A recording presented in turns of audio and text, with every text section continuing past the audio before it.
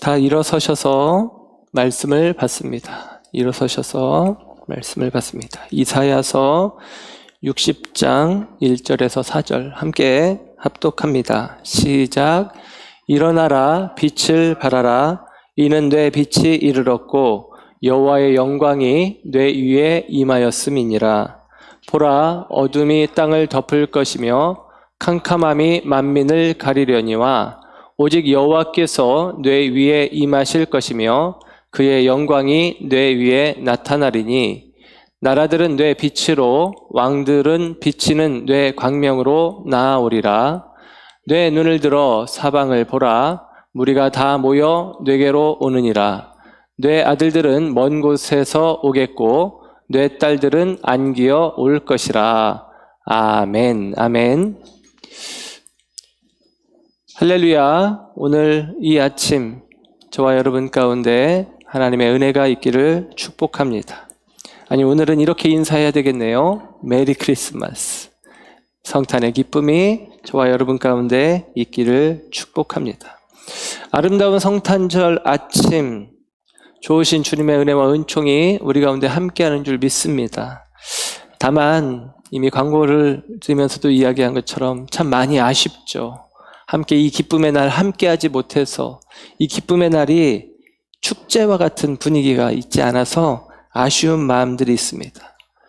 지금 우리의 마음을 사로잡고 있는 것이 무엇이든 어떤 것이든 적어도 이 순간만큼은 한껏 기뻐했으면 좋겠습니다. 우리들의 기쁨의 이유는 예수님이십니다. 성탄절이 되면 이때만 하는 것들이 있거든요. 성탄절 때만 보는 성경, 성탄절 때만 듣는 이야기들. 그래서 시간이 지나면 많은 분들이 잊고 그 의미를 잘 모르는 경우들이 있습니다. 어려서 교회를 갔는데 이제 성탄 인사를 하잖아요. 메리 크리스마스. 메리 크리스마스 인사를 하는데 이 메리가 우리 집에서 키우는 강아지 메리인지 무슨 메리인지 잘 모르는 경우들이 있습니다. 메리라고 하는 말은 기쁜, 즐거운 그런 뜻입니다. 그러니까 메리 크리스마스 그러면 기쁜 성탄절 그렇게 이야기할 수 있겠죠. 어렸을 때 불렀던 캐롤 중에는 징글벨 징글벨 그런 캐롤이 있죠. 징글징글하다 그런 생각이 아니라 이게 무슨 말이냐면 징글이라는 말은 우리말로 표현하면 예를 들면 짤랑짤랑, 딸랑딸랑 그런 의성어입니다. 그러니까 징글벨 징글벨 그러면 딸랑딸랑 소리 나는 벨, 종이다 그런 의미가 되어지는 것이죠. 오늘 우리가 함께 연원 찬양으로 또 부른 찬양 가운데 저들밖에 함정 중에 노엘 이스라엘 왕이 나셨네. 노엘이라는 말이 뭔가? 이제 우리가 노엘 이스라엘 왕이 나셨네 그러는데 그 의미를 모르죠. 이 노엘이라고 하는 말은 나셨네라는 뜻입니다. 프랑스어로 출생하다, 낳다 그런 말이에요. 그래서 노엘 그러면 우리식으로 표현하면 나셨네. 아기 예수의 나심을 기뻐하면서 부르는 노래입니다. 지금은 뭐 거의 다 아시겠지만, 그리고 요즘에는 좀 흔하게 보지 못하는 것이지만, 이제 크리스마스 카드라는 게 있죠. 그런데 크리스마스 카드에 예전에 저는 학생 때만 해도 이게 의미를 몰랐는데, 엑스마스 이렇게 쓰여져 있잖아요. 그래서 이 엑스마스가 뭔가 그런 생각을 했었습니다. 그런데 이 엑스마스의 그 X는 뭐냐면, X는 크리스토스, 우리가 예수 그리스도를 이야기하는데 그 크리스토스의 헬라어 알파벳 첫 글자예요. 그래서 X라는 것이 우리가 흔히 엑스맨, 엑스파일 할 때 모호하다, 애매하다, 누군지 모르겠다 그런 의미의 X가 아니라 크리스토스, 예수님을 가리키는, 그리스도를 가리키는 그 헬라어 글자의 머리 글자입니다. 그 뒤에 마스가 붙는데 마스는 메스라고 하는 미사 혹은 예배라는 말의 표현이에요. 그러니까 그리스도를 예배한다. 그게 크리스마스입니다. 그러니까 오늘 우리가 성탄절 또 영어식 표현으로 크리스마스를 보내게 되는데 저와 여러분은 오늘 이 크리스마스가 무엇이냐? 그리스도를 예배하는, 그리스도를 우리가 기억하는 날, 그게 바로 크리스마스의 의미죠. 이 성탄에 대한 메시지들은 사복음서 가운데 우리에게 이렇게 이야기들을 들려줍니다. 마태 같은 경우는 이 성탄의 의미를 이렇게 표현해요. 임마누엘이라는 말로 요약을 해줍니다. 그 말은 하나님이 우리와 함께 하신다라고 하는 뜻이죠. 여러분, 외롭고 쓸쓸함을 경험한 사람들에게 있어서 함께 한다라는 말이 주는 그 든든함은 이루 말할 수가 없죠. 외롭고 쓸쓸할 때 누군가 나와 함께 한다. 특별히 마태는 하나님이 우리와 함께 하신다라고 이야기를 합니다. 우리가 다 거리두기를 하며 떨어져 있으며 쓸쓸히 외롭게 있어야 될 이 시기이지만, 그러나 이 성탄의 의미 그대로 하나님이 여러분의 삶 가운데, 여러분 가운데 함께 하신다라는 사실을 기억하시기를 축복합니다. 누가는 들에서 양을 치는 목자들의 이야기를 들려주면서 그 목자들의 노래를 우리에게 이렇게 기록해 줍니다. 무서워하지 말라. 보라, 내가 온 백성에게 미칠 큰 기쁨의 좋은 소식을 너희에게 전하노라. 아멘. 여러분, 성탄의 가장 중요한 정조는 기쁨입니다. 우리가 성탄에 느껴야 될 가장 중요한 감정은 뭐냐? 기쁨이에요. 목자들에게 들려진 소식입니다. 큰 기쁨의 좋은 소식을 너희가 들었다라고 하는 사실이죠. 여러분, 이 성탄절은 저와 여러분에게 기쁨의 소식이에요. 그러므로 오늘 저와 여러분이 기뻐하시기를 축복합니다. 제가 지난 수요 예배에 그런 이야기를 했거든요. 히브리서를 요즘 강의하고 있는데, 히브리서는 로마의 박해 가운데 있는 유대인 그리스도인들에게 쓰여진 편지입니다. 그래서 그들이 박해 가운데, 환난 가운데 자꾸만 옛 신앙, 옛 유대교로 돌아가려고 하는 그들에게 너희들이 예수를 깊이 생각하고 처음 믿었던 그대로 믿음을 굳게 붙잡아라, 그 이야기를 해주는 것이 히브리서의 이야기예요. 그런데 여러분, 이런 것이죠. 예수님이 왜 중요하냐? 어둠의 자리에 우리가 있기 때문이요. 절망하고 한숨 짓고 눈물 짓고 있는 우리들의 삶의 자리에 예수님이 오셨다라는 게 중요해요. 그래서 기뻐하는 것입니다. 분위기가, 상황이, 시대적인 형편이 기뻐서, 좋아서, 잘 되어서 기뻐하는 게 아니라, 그 시대와 그 상황은, 그 분위기는 절망과 어둠과 눈물과 고통의 시간들인데, 그곳에 기쁨의 주 예수님이 오셨다라고 하는 거예요. 그러므로 저와 여러분이 오늘 이 성탄절, 사실은 저도 목사이고 그리고 성도님들과 함께 성탄의 기쁨을 참여하기를 원하는 마음들이 있지만 여의치 않은 것이죠. 허락되지 않은 것이죠. 그래서 마음이 자꾸만 저도 다운되고 침체되고, 그리고 성탄이 성탄 같지 않고 그런 마음들이 있습니다. 그러나 여러분, 이 마음에 더하여진 게 예수 나심의 선언입니다. 이 마음에 허락되어진 것이 하나님이 우리와 함께 하신다는 것이고, 우리 가운데 큰 기쁨의 소식이 들려진다는 것이고, 특별히 요한은 그래서 어떤 표현으로 이야기하냐면 어둠 가운데 빛이 임하였다라고 이야기를 하는 것입니다. 어둠의 시대를 살아가는 저와 여러분 가운데 빛이신 예수님이 오셨다라고 이야기를 해주고 있는 것이죠. 여러분, 어둠이 지극하던 시대, 어둠이 가득하던 시대에 이 빛이라는 은유가 얼마나 우리의 가슴을 떨리게 하는지, 여러분, 저와 여러분의 이 시대 속에 주님께서 기쁨으로, 빛으로, 또한 주님께서 저와 여러분 가운데 함께 하심으로 우리 가운데 있음을 믿으시기를 주님의 이름으로 축복합니다.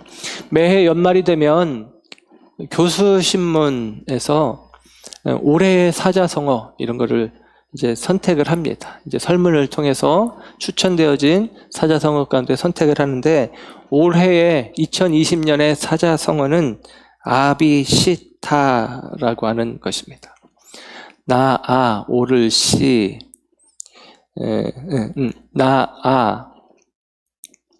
그리고 안일비, 그 다음에 오를 시, 다른 사람 그래서 이 말을 표현하면 이렇게 된대요. 나는 옳고 너는 틀렸다. 나는 옳고 너는 틀렸다. 이 말이 사자성어인데 본래 사자성어는 그 사자성어가 만들어진 배경이 있잖아요. 그런데 이 아비시타라는 말은 배경이 없어요. 유래가 없어요. 왜냐하면 신조어입니다. 신조어. 내로남불, 내가 하면 로맨스, 남이 하면 불륜이라고 하는 이 시대의 표현을 한자식으로 신조어로 만든 게 아비시타라고 하는 말이에요. 그래서 이 말의 의미를 가지고 올 한 해를 평가를 하는데 이 아비시타라고 하는 사자성어를 만들고 그리고 이것이 채택되어지는 과정 속에 이 아비시타라는 말을 추천한 사람이 중앙대학교 심리학과 교수님인 정태연 교수님인데 이분이 이렇게 이야기를 합니다. 언어를 보면 그러니까 권력자들의 정치인들의 언어를 보면 그들이 과연 우리 사회의 지식인이고 대표인지 의심스러울 때가 적지 않다. 그러면서 자신에 대한 반성이나 성찰, 상대를 위한 건설적 지혜와 상생의 소망을 찾아보기 어렵다라고 이야기를 합니다. 여러분, 다른 사람들에 대해서 이러쿵저러쿵 판단하지만 그들이 참된 지식인인지 이 시대를 대표하는 사람들인지 의심스럽다.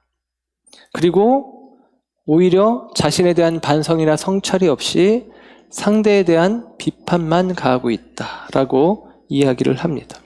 여러분, 그게 바로 2020년 올 한 해의 모습일진데 저와 여러분 가운데 그래서 이런 이야기들을 바라보며 이런 상황들을 바라보며 어떻게 기쁨과 또 어떻게 평화를 누릴 수 있겠습니까?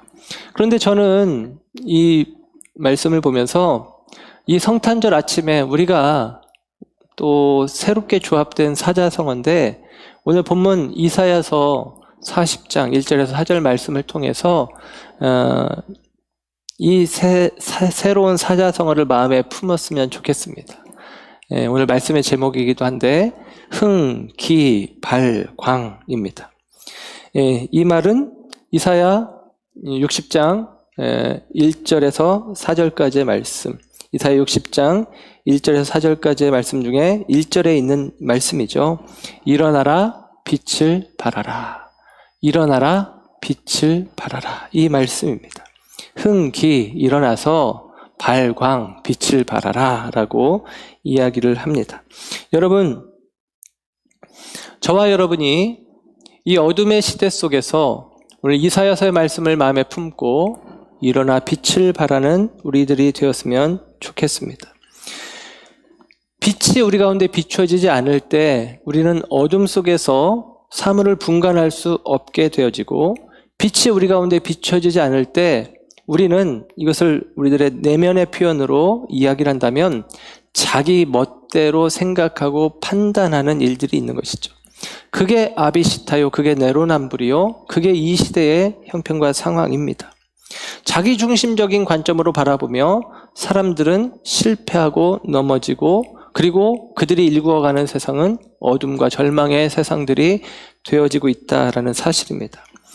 그래서 오늘 성경은 우리에게 요청합니다. 일어나 빛을 발하라. 이 흥기 발광하라 라고 이야기해주고 있습니다. 여러분, 사실은 일어나라 빛을 발하라, 이 말씀이 우리 가운데 주어졌을 때 참 멋진 말씀이고 우리가 잘 많이 들었던 말씀인데 이 말씀을 왜 했느냐? 성경은 우리는 장절을 구분해 주었지만 원래는 장절이 없다고 이야기를 드렸는데 이 앞부분에 이사야 59장에 있는 내용을 살펴볼 때 이 말씀의 의미가 더 구체적으로 우리 가운데 다가오는데, 조금만 살펴보면 이사야서 59장 9절 10절 말씀해 보면 이렇게 기록이 되어져요. 그러므로 정의가 우리에게서 멀고 공의가 우리에게 미치지 못한즉 우리가 빛을 바라나 어둠뿐이요 밝은 것을 바라나 캄캄한 가운데에 행함으로 우리가 맹인같이 담을 더듬으며 눈 없는 자같이 두루 더듬으며 낮에도 황혼때같이 넘어지니 우리는 강장한 자 중에서도 죽은 자 같은지라. 그럽니다. 사람들이 지금 어둠 가운데 있고 캄캄한 가운데 있어서 마치도 맹인처럼 벽을 더듬으면서 걸어야 되고, 낮에도 황혼때처럼 캄캄한 밤처럼 그들이 어두운 가운데 있어서 강장한 자 중에서도 죽은 자 같다. 이 말은 건강한 사람들이지만 그 건강이 아무 쓸모없는, 마치 죽은 자와 같은 형편이 되었다라고 이야기를 합니다. 여러분, 그 이유가 무엇이냐? 왜 어둠이 있느냐? 9절의 표현을 보면 정의가 멀고 공의에 미치지 못했고, 이렇게 표현해 볼 수 있겠죠? 사람들 사이에 정의가 없고 하나님을 향하여 옳게 살아야 되는 공의의 자리에 다다르지 못했고, 그런 모습들이 결국에는 어둠의 일들이요, 그 어둠 속에서 사람들은 다 마치 죽은 자 같이 되었다라고 하는 사실입니다. 그런데 이사야는 여기서 이야기를 끊지 않고 59장 20절에 가면 이렇게 이야기를 해줍니다. 여호와의 말씀이니라 구속자가 시온에 임하며 야곱의 자손 가운데서 죄가를 떠나는 자에게 임하리라. 아멘. 구속자, 죄값을 치루어 속량해 주는 자, 누구입니까? 예수님이십니다. 예수님께서 시온에, 예루살렘에 임하며 예수님께서 죄가를 떠나는 자들, 곧 회개하는 자들 가운데 임하여진다라고 이야기를 합니다. 예수님께서 약속하신 대로 예루살렘 가운데, 믿음의 사람들 가운데, 죄가를 떠나 회개하는 자들 가운데 임하여진다라고 이야기하는 것이죠. 구속자이신 예수님이 어둠의 땅에 빛으로 임하여질 것을 이야기를 합니다. 그리고 그 빛이, 오늘 시온에 그 빛이 죄가를 떠나 회개하며 주께 돌이켜 그 마음을 주께 향하는 자들 가운데 비추어짐으로 말미암아 그러니까 너희들은 일어나서 빛을 발하라 라고 우리에게 이야기를 해주고 있는 거예요. 사도 요한은 요한복음 1장에서 예수님이 빛이시다, 예수님 안에 생명된 빛이 있다라고 이야기를 해요. 그런데 사람들이 빛이 임하였지만 예수님을 영접지 않았다라는 이야기를 합니다. 요한복음 1장 9절은 이렇게 표현을 해요. 참 빛, 곧 세상에 와서 각 사람에게 비추는 빛이 있었나니, 그럽니다. 예수님을 가리켜서 참 빛이다. 그러면 참 빛이 각 사람에게 비추었는데 11절은 어떻게 표현하냐? 자기 땅에 오매 자기 백성이 영접하지 아니하였으나, 사람들이 영접하지 않았대요. 그런데 그 다음에 12절은 우리가 잘 아는 말씀이죠. 영접하는 자, 곧 그 이름을 믿는 자들에게는 하나님의 자녀가 되는 권세를 주셨으니, 그렇게 이야기를 합니다. 빛이 왔는데 사람들은 빛을 받아들이지 않았어요. 그 이유가 무엇일까요? 물론 어둠 가운데 있었기 때문이다 라고 이야기할 수 있겠지만, 다르게 표현하면 참 빛이 임했는데 사람들은 참되지 않은 빛, 거짓 빛을 그들이 붙잡고 있었기 때문에 참빛 대신 예수님을 필요로 하지 않았다라고 이야기할 수 있어요. 여러분, 거짓된 빛이 무엇입니까?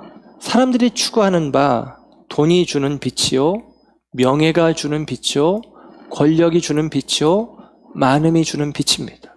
그게 있으면 내 인생이 밝아질 것으로, 그것이 있으면 내 인생이 희망찰 것으로, 그것이 있으면 내 삶이 안전할 것으로 사람들은 생각하며 그것들을 품고 있었던 거예요. 그러니까 예수라는 빛을 필요로 하지 않았던 것입니다. 그런데 성경은 분명히 이야기하고 요한은 분명히 이야기합니다. 참 빛이 비춰진다. 그리고 그 참 빛은 각 사람에게, 곧 모든 사람에게 비춰지는 빛이라는 거예요. 권력은 일부에게만 비춰지고 돈은 일부에게만 쏠려지는 현상들이 있습니다. 바꿔 말하면 거짓 빛은, 아니 부분적인 빛은 무엇이 남느냐? 그림자가 남아요. 부분적인 빛은 그림자를 드리웁니다. 그 그림자의 현상 속에 많은 사람들이 고통을 받고 있죠. 그러나 참 빛은 각 사람에게, 모두에게, 어느 누구나에게 비춰지는 빛입니다. 그 빛이 비춰질 때 그 빛에는 그림자가 전혀 없다라는 사실이죠. 여러분, 저와 여러분 가운데 우리가 예수 그리스도를 왜 기다리느냐? 내 삶 가운데 왜 예수 그리스도를 내가 영접해야 되느냐? 그 빛이 내게 임할 때에만 내 삶 가운데 모든 어둠의 그림자는 떠나가기 때문입니다. 그 빛 되신 주님이 저와 여러분 가운데 오늘 이 아침 오셨다라고 선언하고, 저와 여러분들이 오늘 이 아침 예배함 가운데, 말씀 가운데 이 빛 되신 예수님을 영접하기를 결단하는 저와 여러분 모두가 되시기를 주님의 이름으로 축원합니다. 오늘 우리가 읽은 본문의 말씀은 이사야 선지자가 쓴 말이고, 바벨론 포로기 이후에 바벨론 포로 생활을 마치고 귀환하여 돌아올 사람들에게 희망의 말씀으로 주어지는 말씀이에요. 성경학자에 따라서는 이 말씀이 이사야가 썼으니까 바벨론 포로기 이전에 쓴 것이다 라고 하기도 하고, 또 어떤 학자들은 이 이사야서의 뒷부분은 나중에 후대에 첨가되었다 그렇게 이야기도 하는데, 어떤 모양이 돼도 상관없습니다. 이사야가 썼다면 앞으로 되어질 일들에 대해서 이야기하면서 희망과 소망을 주기 위해서, 이사야 후에 썼더라도 그들이 이제 포로 생활을 마치고 돌아왔을 때 그들을 희망과 소망, 격려하기 위해서 이 본문이 하나님의 말씀으로 쓰여졌음을 우리는 보게 됩니다. 바벨론에서 포로 생활을 마치고 예루살렘으로 돌아왔습니다. 예루살렘에 돌아온 사람들의 눈에 보이는 것은 그들 앞에 놓여진 황폐함입니다. 그들은 고향 땅에 돌아간다는, 이 포로 생활을 끝마치고 고향 땅에 돌아간다는, 그 고향 땅에서 하나님을 예배하며 살 수 있다는 기대를 한껏 가지고 돌아왔는데, 예루살렘은 황폐한 땅이 되어진 것입니다. 성전도 무너졌고 성벽도 무너진 상태에 그와 같은 상태입니다. 무너진 것은 건물만 무너진 것이 아니라 살림살이가 워낙 어렵다 보니 민심이 흉흉해지고 사람들 마음이 가파른 마음들이 되어진 것을 확인하게 되어집니다. 그런 상황 속에서 오늘 말씀이 주어지는 거예요. 일어나라, 빛을 발하라. 이는 내 빛이 이르렀고 여호와의 영광이 내 위에 임하였음이니라. 빛을 잃어버린 시대 속에 하나님께서 빛이 임하였다. 그러니까 너희들은 일어나서 빛을 발하라 라고 이야기를 합니다.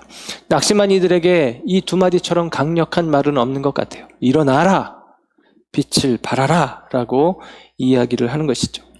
하나님께서 아브라함을 부르면서, 아브라함은 믿음의 사람들의 시작이고 아브라함은 교회의 시작이라고 할 수 있습니다. 저와 여러분, 믿음의 사람들이 어떠한 부름을 받았는지 아브라함의 이야기를 통해서 확인할 수 있는데, 창세기 12장 3절에 보면 그 아브라함을 향해서 하나님께서 이렇게 말씀하십니다. 땅에 사는 모든 민족이 너로 말미암아 복을 받을 것이다. 땅에 사는 모든 민족이 너로 말미암아 복을 받을 것이다. 여러분, 이것이 아브라함에게 주어진 부르심, 소명이었고, 이 소명은 다른 의미로 그들에게 있어서의 사명이 되어지는 것입니다. 저와 여러분도 마찬가지입니다. 저와 여러분을 믿음의 사람으로 부르신 것은 저와 여러분을 통해서 모든 민족이 복을 받게 하겠다라는 것입니다. 이 소명을 잃어버릴 때, 이 소명이 우리 가운데 약해질 때 우리 앞에 놓여진 시련 앞에서 우리는 쉽게 넘어집니다. 여러분, 살다 보면 얼마나 어려운 일들이 많아요. 낙심할 일들이 얼마나 많습니까? 그때마다 우리가 절망감을 토로하기도 합니다.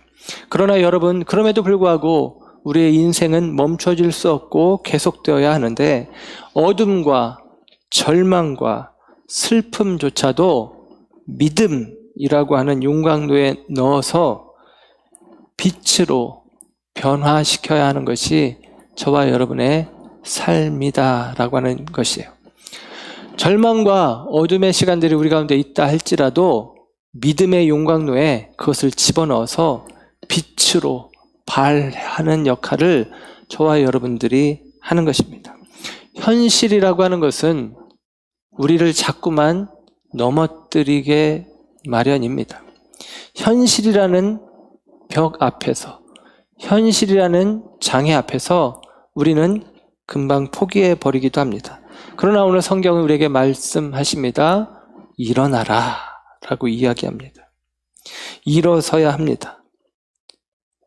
그리고 나아가 빛을 비추어야 합니다. 사람이 얼마나 아름다울 수 있을지 저와 여러분의 삶을 통해서 보여주어야 하는 것이고, 아브라함이 그랬던 것처럼 저와 여러분들이 얼마나 복된 존재이고 이 복이 저와 여러분을 통해서 세상 가운데 흘러가야 될 것을 삶으로 나타내야 합니다. 저와 여러분이 이 성탄의 계절에 우리가 이 성탄의 기쁨 가운데, 감격 가운데 있다라고 하는 것은 저와 여러분 안에 이 성탄의 기쁨과 감격을 채우는 것을 넘어서서 이 기쁨과 감격이 세상 가운데로, 이 축복된 소식이 세상 가운데로 흘러가도록 하는 축복의 통로로 부름받았다라는 사실입니다. 그래서 다시 한번 이사야서 60장 1절의 말씀, 일어나서 빛을 발하라. 이 말씀이 저와 여러분의 마음 가운데 이 아침 새겨지기를 축복합니다. 오늘 본문 2절은 이어서 이렇게 이야기를 해줍니다. 보라, 어둠이 땅을 덮을 것이며 캄캄함이 만민을 가리려니와 오직 여호와께서 뇌 위에 임하실 것이며 그의 영광이 뇌 위에 나타나리니. 그럽니다. 여러분 보세요. 어둠이 땅을 덮어요. 캄캄함이 만민, 모든 사람들을 가려요. 그러나 우리 가운데는 하나님의 빛이 임하여진다라고 이야기를 하는 것입니다. 모세가 이스라엘 백성들을 이끌고 출애굽의 역사를 이루어가는데 그 과정 가운데 애굽에서 10가지 재앙이 임하여집니다. 10가지 재앙 가운데 9번째 재앙은 흑암의 재앙이에요. 흑암의 재앙. 사람들은 서로 볼 수 없었고 제자리에서 일어나질 못합니다. 캄캄하니까 나아갈 수가 없으니까. 그 흑암의 재앙은 자칭 태양신의 아들을 자처하는 바로 왕에 대한, 태양의 아들이다라는 그 바로에게 대한 하나님의 심판이 분명합니다. 그런데 그 본문 속에서 우리는 놀라운 것을 발견하는데요. 출애굽기 10장 22절 23절에 이렇게 기록을 해줍니다.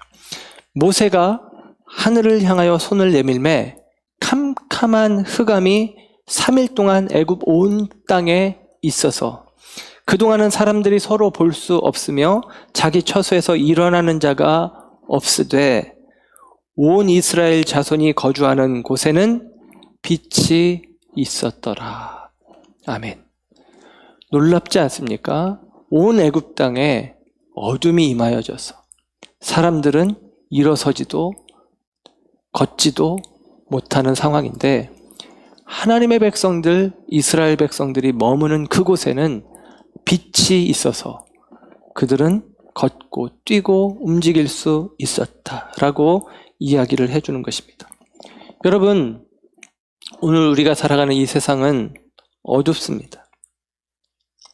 그럼에도 불구하고 여러분, 저와 여러분 가운데 오늘 이 성탄의 의미는 그러나 우리 가운데는 빛이 비추어지고 있다라고 하는 사실이에요.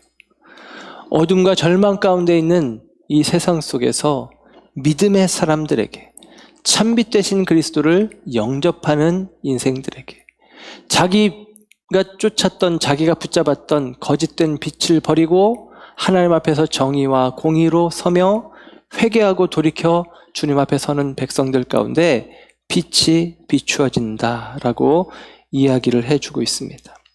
여러분, 이 빛이 비추어지는 것이 우리에게 주어진 은혜요. 이 빛 대신 주님이 우리 가운데 오셨다는 것이 하나님의 놀라운 사랑 중에 사랑임을 기억하시기를 바랍니다. 여러분, 믿는다는 것은 그래서 낙심하지 않는 거예요. 절망하지 않는 것입니다. 포기하지 않는 것입니다. 넘어진 자리에서 다시 딛고 일어나 빛을 발하는 것, 이게 바로 믿는다라는 것의 의미입니다. 예수님이 중풍병자에게 말씀하십니다.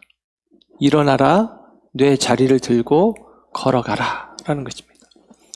중풍병자를 고치신 다음에 말씀하시는 게 아니라 중풍병자에게 말씀하세요. 일어나라, 내 자리를 들고 걸어가라. 손이 오그라든 사람에게, 한편 손이 오그라든 사람에게 말씀하십니다. 손을 펴주신 다음에 손 움직여봐 라고 이야기하는 것이 아니라 내 손을 내밀어라 라고 말씀하십니다. 여러분, 저와 여러분이 믿는다라고 하는 것은 넘어진 자리에서 다시 딛고 일어서는 것이고, 믿는다라고 하는 것은 저와 여러분들이 우리 가운데 오신 예수 그리스도를 신뢰하면서 저와 여러분이 담대히 일어서는 것을 이야기합니다. 절망의 자리에 우리가 마치도 딱 달라붙어서 절대로 일어날 수 없는 양, 그 안에 주저앉아 있는 모습이 아니라 일어나는 신앙, 그리고 빛을 발하는 신앙 되기를 주님의 이름으로 축원합니다. 도쿄대학교의 한국인으로서는 유일무이한 이 정교수가 되신 강상중 교수님이 계신데, 그분이 살아야 하는 이유라는 책을 썼는데요. 이 살아야 하는 이유, 이 책에서 이런 이야기를 들려줍니다. 이 책을 쓰게 된 이유는 첫째는 그 아들이 있었는데, 이 아들이 극도의 신경증을 앓다가 생에 대한 번민 속에서 스스로 목숨을 끊었습니다. 자살을 한 거예요. 그 충격에 이분이 이제 있는 상태에 있었는데, 그로부터 몇 달 후에 일본의 동북지방에 우리가 알고 있는 이 후쿠오카 지역의 이제 후쿠시마 지역의 동경 대지진, 이 큰 지진이 일어납니다. 그때 이제 원전 사고도 이제 일어나게 되죠. 그래서 그 순간에, 한순간에 2,000명이 넘는 사람들이 생명을 잃게 되어지고, 그런 어떤 큰 인간의 한계, 절망의 한계를 이분이 보게 됩니다. 그분이 이런 표현을 해요. 이런 비참을 겪고도 그래도 살아가지 않으면 안 되는 것일까라고 자문하면서 그는 이 책 속에서 답을 나름대로 찾아가고 제시합니다. 책의 말미에는 이런 이야기를 해요. 행복을 추구하기보다는 지금을, 현재를 성실하게 살아가라 라고 이야기를 합니다. 책의 끝부분에 이런 표현이 있습니다. 좋은 미래를 추구하기보다는 좋은 과거를 축적해가는 마음으로 살아가는 것. 두려워할 필요도 없고 기가 죽을 필요도 없이 있는 그대로의 자신으로도 괜찮다는 것. 지금이 괴로워 견딜 수 없어도 시시한 인생이라고 생각되어도 마침내 인생이 끝나는 1초 전까지 좋은 인생으로 바뀔 가능성이 있다는 것. 특별히 적극적인 일을 할 수 없어도, 특별히 창조적인 일을 할 수 없어도 지금 거기에 있는 것만으로도 당신은 충분히 아름답다는 것. 그렇게 이야기를 합니다. 여러분, 우리가 좋은 미래를 위해서 할 수 있는 일들이 많지 않을 수 있어요. 특별히 적극적으로 뭔가를 할 수도 없는 상황, 창조적으로 무언가를 이룰 수도 없는 상황 가운데 있는 경우들. 그러나 여러분, 저와 여러분이 오늘을 묵묵히 살아갈 때에 지금 내가 그 자리에, 지금 내가 그 순간에 있다는 것만으로도 그 인생은 충분히 아름답고 의미 있고 가치 있다라고 이야기를 해줍니다. 여러분, 저도 목사이지만 코로나 시대를 맞이해서 또 함께 이전처럼 편안하게 예배할 수 없고 우리 성도님들과 마주할 수 없고 그런 상황들이 제 마음 가운데도 굉장히 큰 부담으로 어려움으로 자리를 합니다. 그러면서도 어떻게 해야 될지를 잘 모르는 마음들이 있기도 해요. 적극적으로 할 수도 없고 창조적으로 무언가를 할 수도 없지만 그러나 오늘 하루를 묵묵히 믿음 안에서 살아가는 것입니다. 성탄의 계절이 되면 꼭 떠오르는 이야기가 있고 사실은 몇 번을 들려드렸는데 또 들려드리고 싶은 이야기가 있습니다. 이른바 크리스마스의 기적이라고 하는 이야기인데요. 실제 있었던 일인데 세계 1차 대전이 있었을 때 1914년 12월 24일 저녁에 플랑드르 전선에서 영국과 프랑스 연합군 그리고 독일군이 대치한 상태로 있었습니다. 서로의 참호를 파고 참호에 들어가서 약 100m 거리에 적군을 두고 대치해 있는 상황이었는데 치열한 총격전으로 수많은 사람들이 그 전선에서 죽고 또 남은 병사들은 참호 속에서 잠시 숨을 돌리고 있는 틈에 독일군 진영에서 병사 하나가 노래를 부르기 시작했습니다. 고요한 밤, 거룩한 밤, 어둠에 묻힌 밤. 이 노래가 들려지기 시작했고 그 노래는 이제 몇 곡의 노래로 이제 성탄의 노래로 이어지기 시작을 했습니다. 누가 먼저라 할 것도 없이 사람들이 따라 부르기 시작했고 곧 그 노래는 합창이 되어졌고 어리둥절해 있던 영국군 진영에서도 같은 노래가 불리어지기 시작했습니다. 그때에 진영에서 박수 소리가 들려왔고 양쪽 진영에서 이 캐롤을 부르고 큰 박수를 함께 치더니 독일군 병사 하나가 참호 밖으로 몸을 내밉니다. 위험할 수도 있겠지만 몸을 내밀고 큰 소리로 외칩니다. Merry Christmas, Englishman. We not shoot. You not shoot. 메리 크리스마스. 우리가 총을 너희에게 쏘지 않을 테니까 너희도 총 쏘지 마. 그렇게 이야기를 합니다. 그리고 나서 놀랍게도 잠시 휴전이 되어집니다. 그리고 그 전선 사이에 있었던 죽었던 전우들의 시신을 함께 장례를 치러주고 심지어는 이제 사진으로도 기록이 남아 있는데 이 전선과 전선 사이에서 영국군과 독일군이 축구 경기를 하는 일들까지 벌어졌다고 합니다. 물론 이게 모든 1차 세계대전의 전선에서 일어난 일은 아니지만 꽤 많은 이 부분에서 이런 일들이 있었다라고 기록을 남겨줍니다. 여러분 놀랍지 않습니까? 어둠의 시기에, 절망의 시기에, 두려움의 시기에 특별한 일을 할 수는 없고 적극적인 무언가를 할 수는 없지만 내가 머문 거기에서, 내가 머문 그 순간의 시간 속에서 우리는 평화의 노래를 부를 수 있고 우리는 주님을 품고 어둠의 한 자락이라도 빛을 비추고자 하는 마음으로 살아갈 수 있습니다. 그때 세상은 아름다워진다라고 하는 사실입니다.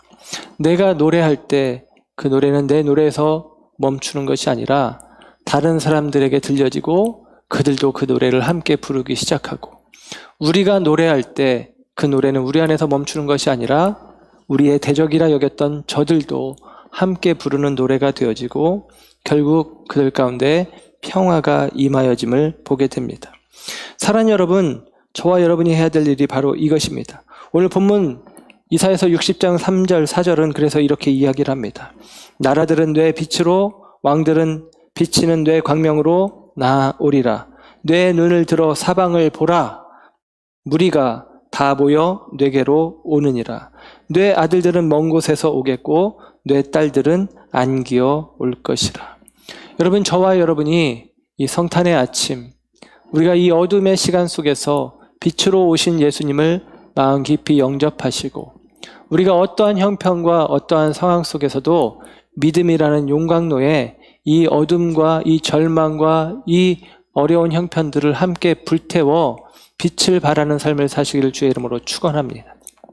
그럴 때 저와 여러분이 먼저 빛이 되어질 때에, 우리가 빛이 되어질 때에 온 열방이 빛을 향하여 나올 것이다 라고 이야기합니다.